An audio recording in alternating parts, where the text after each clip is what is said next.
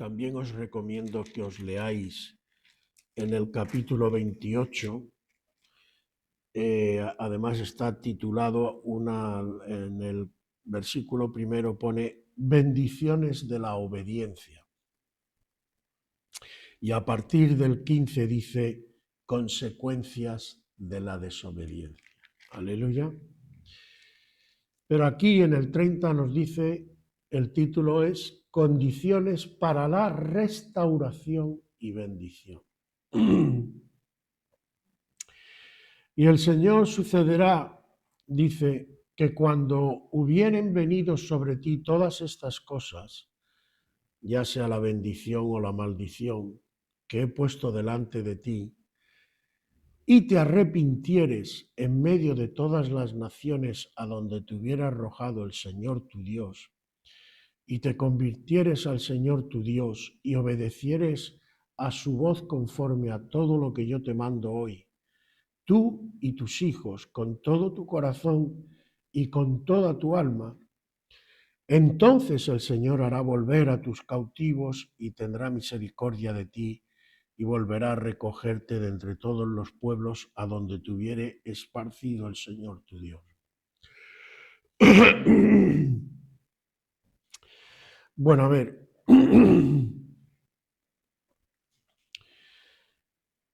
Este texto y algunos otros que veremos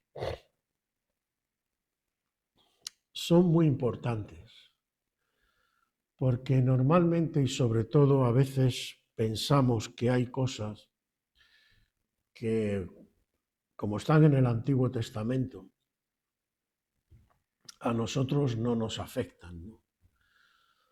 Y algunos piensan que incluso, pues no, esto no tiene, vamos, no me toca ni de refilón. Pero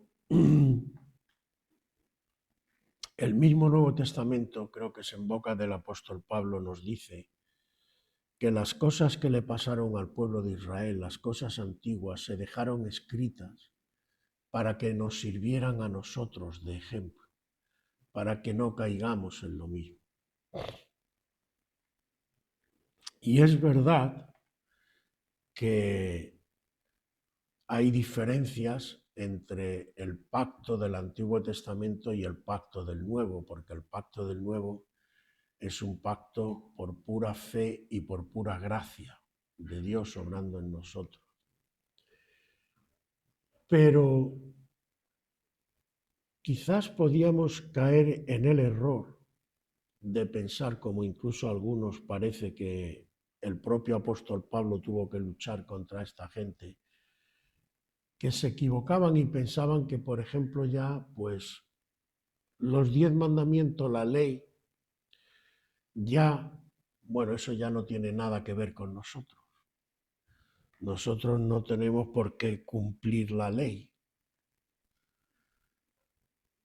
Y mucha gente incluso hoy en día hasta se confunde y se lía con todo esto, ¿no?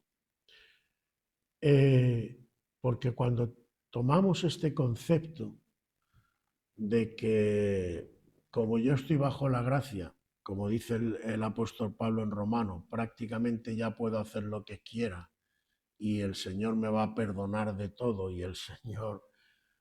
el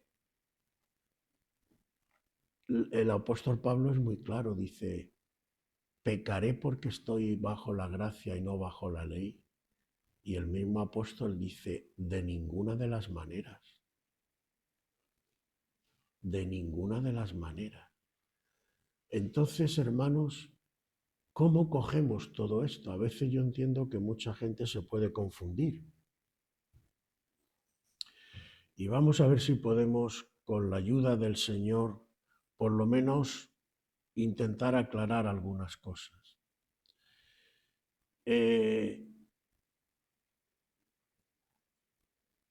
Una de las cosas que Satanás está intentando inculcar mucho hoy en día y se nota, yo no sé si vosotros lo habéis notado, es evitar el arrepentimiento. hay gente que comete errores, digámoslo así, como se dice hoy. Bueno, pero ya lo has cometido, ya no tiene... Y hay cosas que, bueno, ya pertenecen al pasado, ya no hay que recordarla más, ya... Eh, la primera pregunta que nos tendríamos que hacer es si de verdad esto es así y no es importante arrepentirte y lo primero antes de arrepentirte, que es reconocer tu pecado.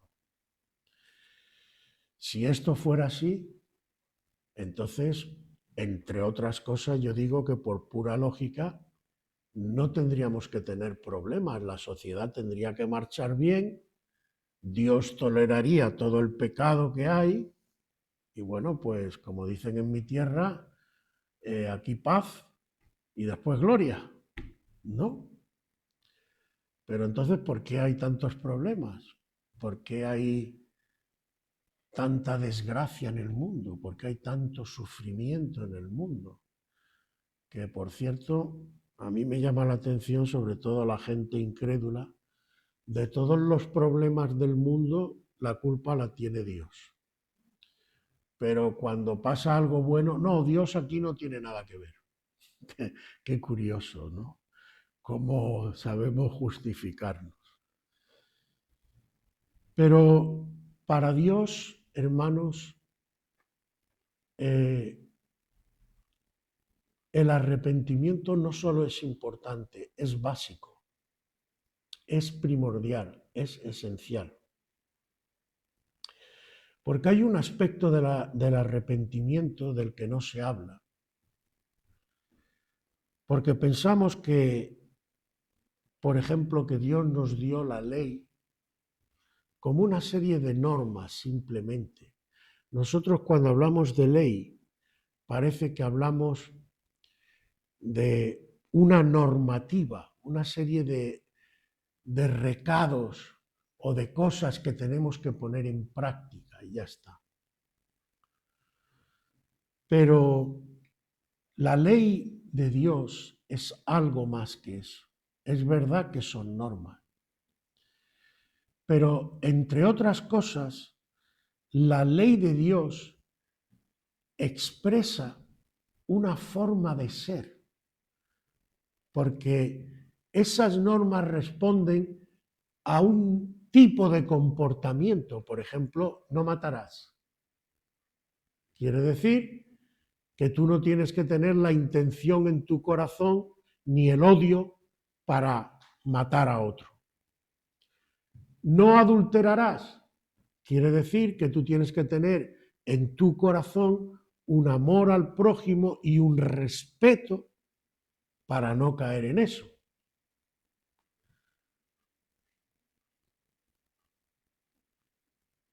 Todos podíamos ir, no mentirás. La mentira es un pecado al que no se le da mucha importancia. Pero ¿cuántas desgracias ha traído la mentira?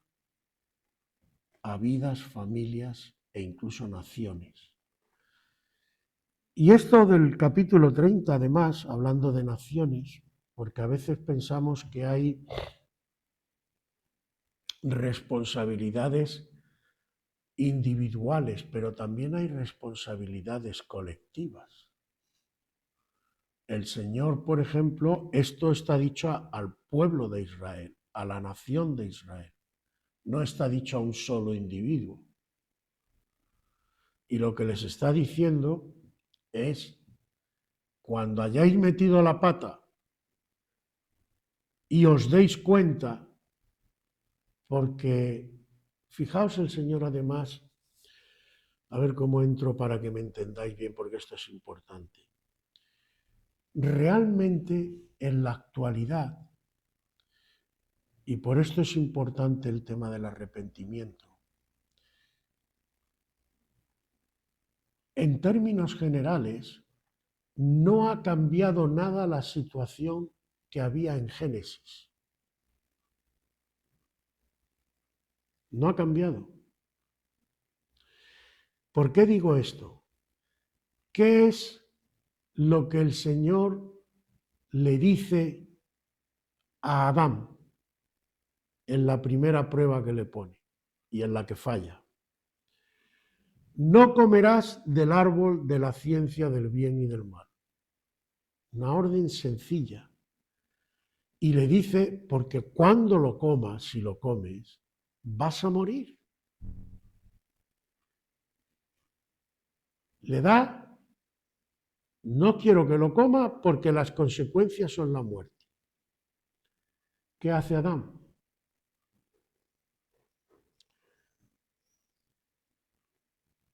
Algo que parece muy sencillo, pero que tiene tela.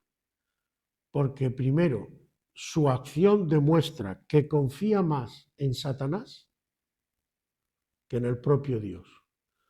Porque cuando Satanás le dice, no, sabe el Señor que no moriréis, sino que seréis como Él, y sabréis el bien y sabréis el mal. Entonces,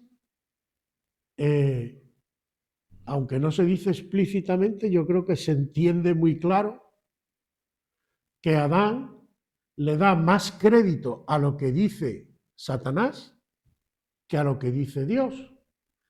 Y además lo ve más atractivo porque si él sabe el bien y el mal, no necesita depender de Dios. Y puede ser, teóricamente, libre. No sé si además esto te suena actual. A mí me suena muy actual, porque el ser humano en general, hoy más que nunca, tiene la pretensión de ser libre, entendiendo por libre, autónomo, no depender de nadie y hacer lo que le dé absolutamente la gana. Caer en el libertinaje. Bueno, Adán desobedece y le pasa lo que le pasa, entre otras cosas que está criando malva desde que se fue para el otro barrio. Aleluya. ¿Qué ocurre con la descendencia de Adán? Que llevamos el pecado con nosotros. Y el Señor le dice, bueno, de todas maneras, como yo os amo, yo voy a proveer de un camino de salvación. Y el Señor podía haber dicho simplemente, por ejemplo, te doy la salvación, hagas lo que hagas, tú no te preocupes, cuando vengas al cielo ya yo arreglaré lo que tenga que arreglar y pelillos a la mar. Lo podía haber dicho, ¿no? Pero ¿cómo provee el Señor esa salvación? Nos da otra elección. Nos dice, si tú quieres ser salvo, confía en Jesús. Pero tú eliges. Yo no te obligo. Mi hijo ha pagado. Mi hijo ha hecho el sacrificio. Mi hijo te da la libertad. Lo único que te pido es que confíes en él. Y el Señor te dice, el mismo Jesús, si me amáis, guardad mis mandamientos. Yo sabré que de verdad me amáis, que de verdad confiáis en mí y que de verdad me queréis si hacéis lo que yo os digo. Y entonces ya ni siquiera os llamaré siervos, os llamaré amigos. Entonces, como vemos, el Señor sigue planteándole al ser humano de alguna manera la misma pregunta que le planteó a Adán. Y es la pregunta que en el fondo permanece eternamente. Para Dios, y esto escúchame bien porque creo que es muy importante, si tú te acuerdas algo en tu vida que realmente tienes que arrepentirte, que está todavía ahí,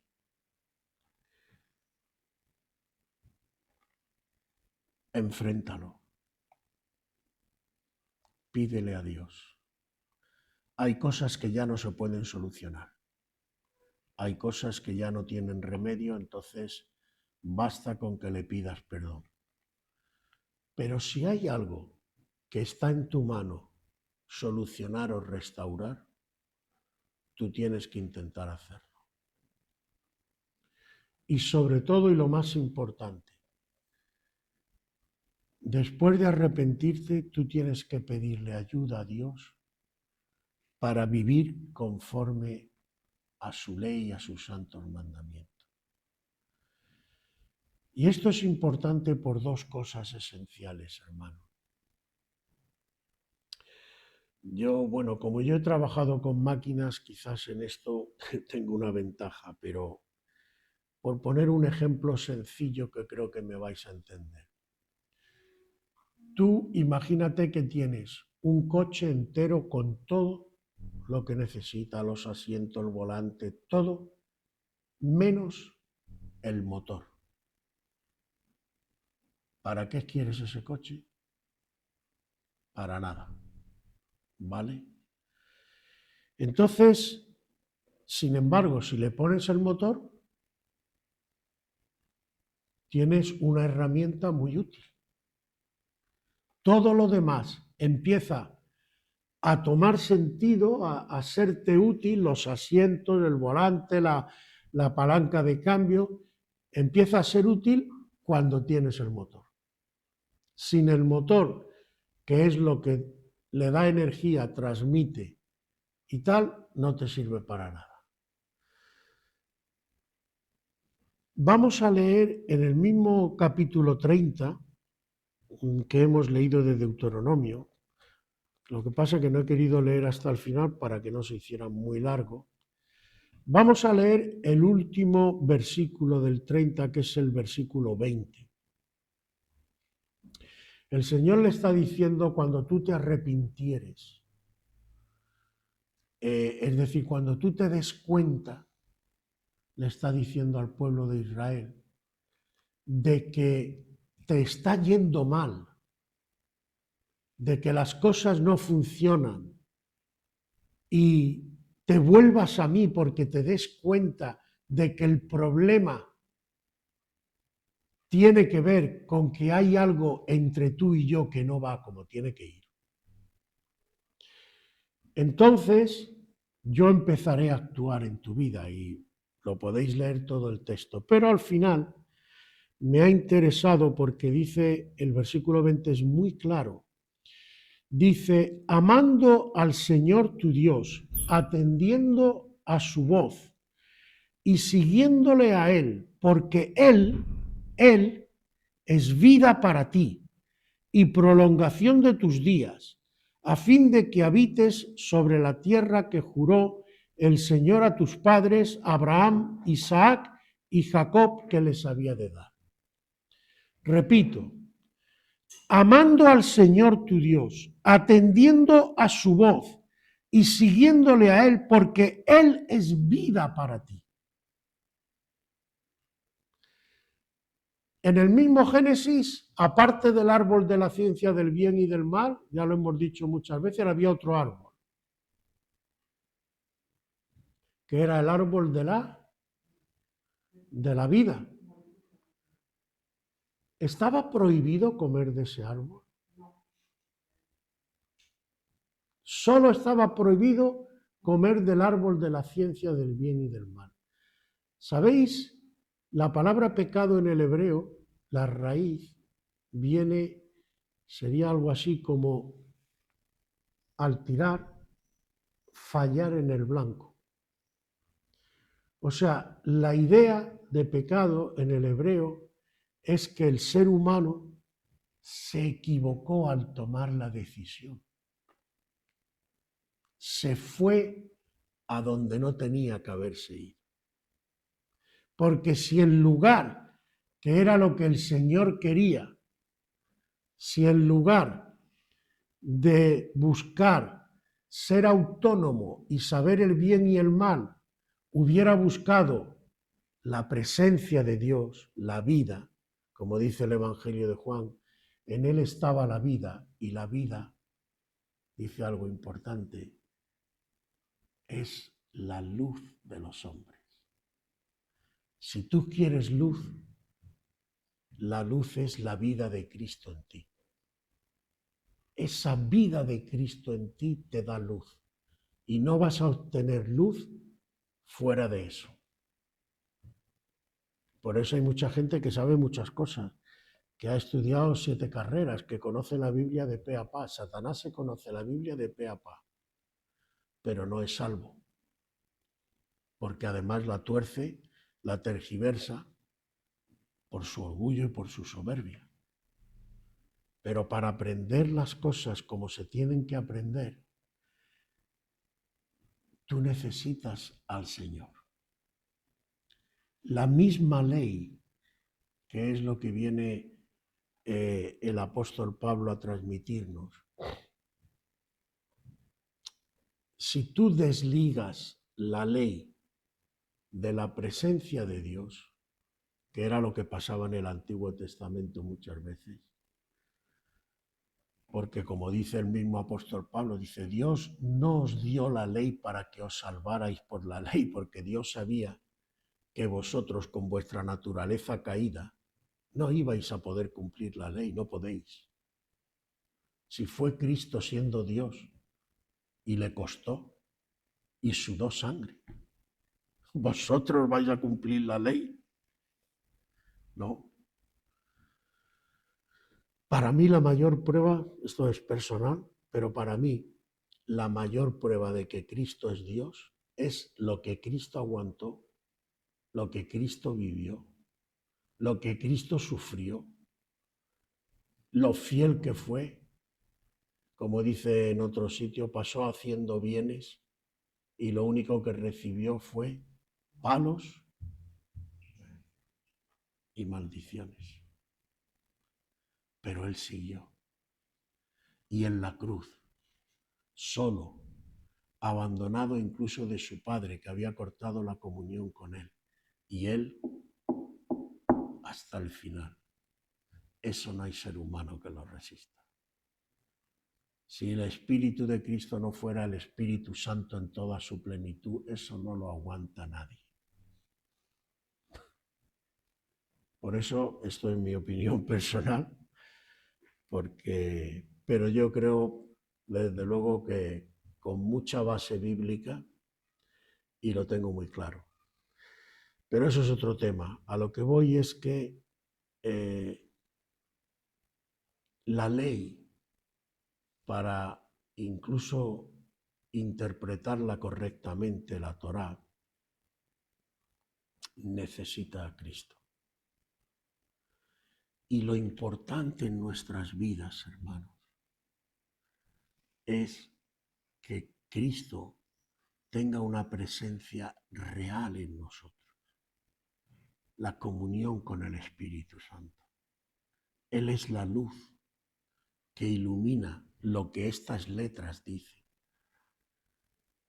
Él es el que verdaderamente hace que esa ley, como dice que es el nuevo pacto, que nos lo dice a través de Jeremías, haré un nuevo pacto con ellos, no como el pacto antiguo. ¿Qué es lo que voy a hacer? Dice, voy a escribir mi ley en sus corazones. Lo voy a grabar, pero ¿cómo se graba en tu corazón? ¿Y quién puede grabar algo en tu corazón? ¿Quién puede dejar una huella y cambiar tu carácter incluso? Si no es Cristo.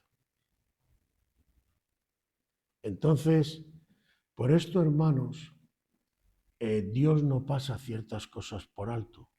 Y el tema del arrepentimiento es básico.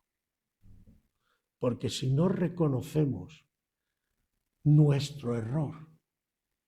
Si yo no reconozco que estoy equivocado y que necesito a Cristo, creo que fue el evangelista Billy Graham, me gustó aquella, lo escuché una vez en una predicación, dijo,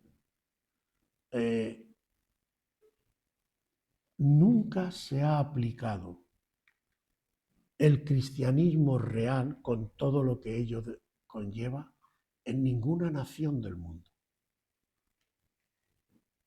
Y yo creo que solo se aplicará cuando venga el milenio, cuando el Señor reine. Dice, pero claro, por eso no podemos saber su eficacia, porque hay gente que aplica unas cosas y hay gente que no aplica otras. Y eso impide, porque hay cosas, por eso decía que yo que he trabajado con máquinas, sé la importancia de esto, pero no todo el mundo a lo mejor lo puede ver claro. Pero una máquina, a veces hay piezas que aunque sea muy pequeñita, pueden tener una importancia capital. Por ejemplo, en una caja de cambios de un coche, como hemos puesto antes, un solo piñón que esté mal hace que la caja cambio no vaya, no funcione y el coche se te inutilice. Y es solo un piñón, una ruedecita con dientes. En lo que es la palabra de Dios pasa algo parecido. Dios le da la ley a este pueblo, porque además no olvidemos que aquí está hablando al pueblo. Porque hermanos, para que una sociedad pueda funcionar mínimamente, necesita unas normas. ¿Qué pasa cuando no hay norma? ¿Qué nos dice incluso la propia Biblia, por ejemplo, que pasaba con Babilonia? Antes, ¿cómo se llamaba? El Nimrod, fue el primero que hizo una civilización. Y mira que era el tío bruto y tal, pero aún así él tuvo que poner unas normas, las suyas, supongo que egoístas, y supongo que, como decía el Señor, que por eso mandó el diluvio también, el pensamiento del hombre era de continuo que el mal. Porque el pecado te lleva al egoísmo. Y el egoísmo te lleva a que abuses de los demás. Eso hace una sociedad inviable. Ya no hablo ni desde el punto de vista de moral. Hablo solamente algo práctico. ¿Qué puede pasar si la sociedad se sigue alejando de Dios? En términos humanos hablo. Si sigue como hasta ahora y cada vez más el egoísmo y cada vez más cada uno a lo suyo. ¿Tú no te has dado cuenta que cada vez la gente está más depresiva, más alterada, más violenta? Salta a la mínima, vamos. Como lo miren mal, ¿no te das cuenta de que ya hay un caldo de cultivo en la sociedad? Que si eso crece, esta sociedad llegará a un momento en que sea inviable, que no podrá salir a la calle. Si tú sales a la calle y a la mínima te asaltan o a la mínima te dan un mal golpe para llevarse lo que sea, la gente va a estar que o va con la pistola en el bolsillo o vas... ¿Me explico? Entonces, para que una sociedad pueda vivir estable, vuelvo a decir, sin consideraciones ni morales ni cristianas siquiera, si no hay unas normas y la gente no entiende que hay límites que no se pueden pasar, no puede seguir adelante esa sociedad. Se viene abajo. La historia está llena de ejemplos y lo triste es que no aprendemos de la historia ni siquiera. ¿Cuántos imperios más fuertes que fue el Imperio Romano en su época? ¿Dónde está el Imperio Romano ahora? Y hay películas por ahí que hablan de la caída del Imperio Romano. ni siquiera fue conquistado, se desmoronó. ¿Por qué? Por la corrupción, por la podredumbre, por la falta de moralidad, por la falta de principios. Lo que está pasando. Y así podemos coger todos los imperios. Entonces, no es un capricho del Señor. El Señor te dice, ojo, porque las leyes, el pacto que yo he hecho contigo, yo estaré contigo si tú pones en práctica lo que yo te digo. Porque además lo que yo te digo no es un capricho. Yo lo he establecido porque yo persigo un fin. ¿Y cuál es el fin que persigo? Que tú seas un pueblo diferente de todos los demás, un pueblo estable, un pueblo donde haya paz, un pueblo donde haya orden, un pueblo donde la gente sea feliz y donde prospere. Pero si tú quieres eso, tienes que moverte dentro de los patrones que yo te digo. ¿Me explico? Tú a lo mejor no lo entiendes. Vale, no te preocupes, yo te lo voy a hacer entender. ¿Cómo lo vas a entender? Cuando tú empieces a hacer las cosas como yo no quiero que se hagan, yo me retiro. ¿Y qué va a pasar? Que vas a empezar a recoger los frutos de lo que has sembrado. ¿Y qué has sembrado? ¿Hierbas amargas? Pues amargor tendrás en tu vida. ¿Qué has sembrado? Odio. Odio tendrás. ¿Qué has sembrado? Dureza de corazón. Dureza de corazón. ¿Qué siembras? Violencia. Violencia tendrás. No puedes pedirle a un algarrobo que te dé peras, porque no es su naturaleza. ¿Tú quieres buenos frutos? Tú tienes que interesarte por hacer mi ley. Yo sé que tú no puedes. Y yo sé que tú tienes una naturaleza torcida. Déjamelo a mí. ¿Qué es lo que yo te pido? Pues lo que dice el versículo 20. Ama al Señor tu Dios, atiende a su voz, síguele a Él, no a otras cosas, a Él. Aleluya. Porque Él es vida para ti. Él es tu Dios, el Dios de la vida. Porque yo he venido para que tengan y vida en... ¿Veis cómo toda la Biblia cuadra? Cuando lo coges como lo tienes que coger. Por eso, hermanos, el mismo pueblo de Israel, que además, bueno, aquí podríamos tomar muchas derivadas, y hoy en día se hacen muchas elucubraciones y muchas cosas, y en fin, no voy a entrar ahí, pero básicamente el Señor no hace, y esto también hay que entenderlo, no hace acepción de personas. El pueblo de Israel, primero habría que entender qué entendemos por el pueblo de Israel hoy en día. Pero el mismo Señor dice que yo no te he escogido a ti porque tú seas el más guapo entre todos los pueblos del mundo. A alguien tenía que escoger para hacer su obra y escogió a Israel.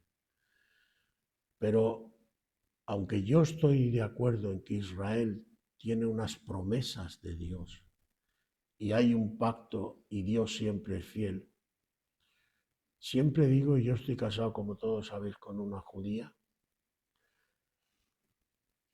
Israel tiene que volverse al Señor.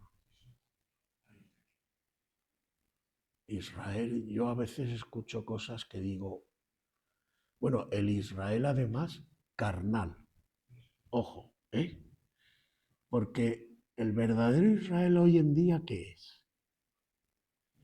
Os recomiendo, sí, os recomiendo que os leáis Romano y el apóstol Pablo, por cierto, como dice él, hebreos de hebreos. En cuanto a la ley, fariseo, intachable. Y dice el tío, pero todo esto lo tengo por basura por acercarme y tener a Cristo en mi vida.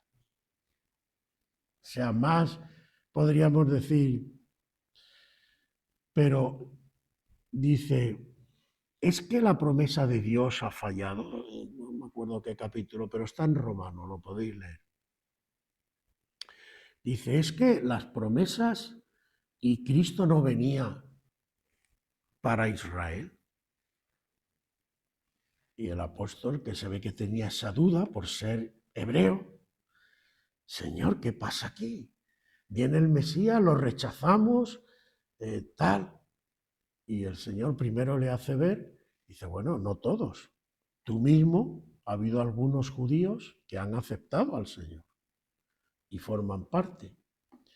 Dice, pero es que el problema está en que tú piensas que los verdaderos israelitas son los que según la carne descienden de Abraham, según la promesa, y basta, por ejemplo, con que estén circuncidados y hayan hecho todo el ritual. Y el Señor le dice, no.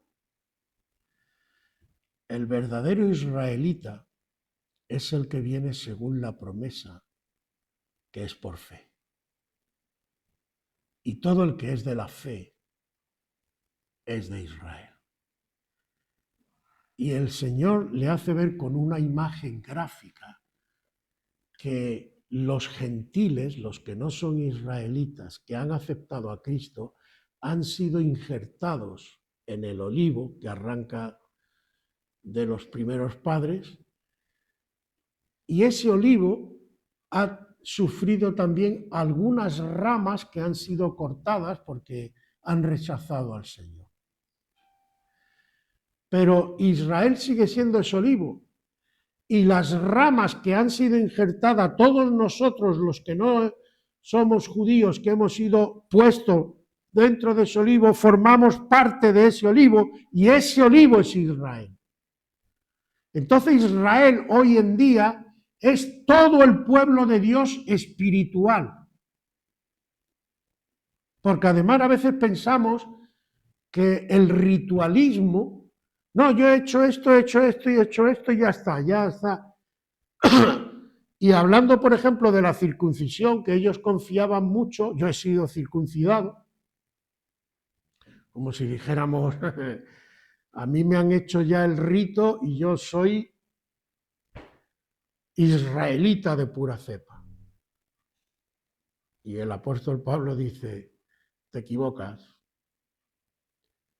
porque lo que tú haces físicamente no es más que un símbolo. La verdadera circuncisión es la del corazón. Pero si tú no tienes circuncidado tu corazón, con perdón, ya te puedes cortar todos los cachos que quieras de ahí abajo, que no te va a servir para nada. El rito no hace el cambio. Es el cambio el que da significado al rito. Aleluya. Entonces, esto es lo importante, hermano. La iglesia, y voy terminando ya porque no me quiero alargar, la iglesia hoy en día, yo no sé cómo tú la ves. ¿Sabes lo primero con este mismo capítulo 30? Por eso digo meditarlo, leeroslo. Dice, cuando os arrepintáis, yo os traeré de donde yo os haya llevado hasta los confines de la tierra. Si cogemos Babel, ¿qué pasó en Babel? Quisieron hacer una torre y el Señor y los... ¿Sabéis qué significa o de dónde viene, mejor dicho, diáspora? Porque esa es otra que olvidamos. ¿Quién, por ejemplo, hoy en día se llama Palestina, la tierra de Israel, pero eso se lo pusieron los romanos? Fueron los que la nombraron Palestina. Antes era Israel. Pero ¿quién echa a Israel de allí? Algunos dirán, bueno, los romanos que entraron con Tito. No. ¿Quién lleva a Israel a Babilonia? El Señor. El Señor los está disciplinando. Y dice, no te preocupes, por muy lejos que vayáis, si os volvéis a mí, yo os traeré. Pero os tenéis que volver. Os tenéis que arrepentir.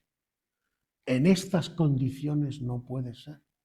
Y nosotros en la iglesia, no sé si nos fijamos, sobre todo los evangélicos, pero yo estaba leyendo esto y estaba orando al Señor y digo, Señor, tienes que darnos luz y perdonarnos. ¿Cuántos grupos evangélicos hay? Y pseudoevangélicos. Y a veces podemos pensar que es una bendición. Pero yo por lo que saco aquí, la dispersión, que en otro sitio habla de la dispersión del pueblo santo. El esparcir por ahí, hay una parte, pero no voy a entrar hoy ahí, que sí es bendición porque sirve también para que en otros sitios conozcan el Evangelio. Pero, ¿me entendéis la dispersión como división? Eso no viene del Señor. Y eso es algo que atestigua contra nosotros.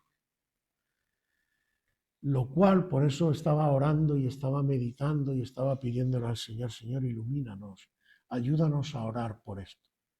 Porque lo que yo parece que quería percibir cuando leía esto es que es como si el Señor me pusiera en el corazón, si os volvéis de verdad a mí, yo haré la unidad. Os vais a encontrar unidos cuando me pongáis a mí en el lugar que me tenéis que poner. Cuando, como dice el versículo 20, si me amáis, atendéis a mi voz, me seguís a mí, yo seré vida para ti. Y la vida te dará luz. Aleluya.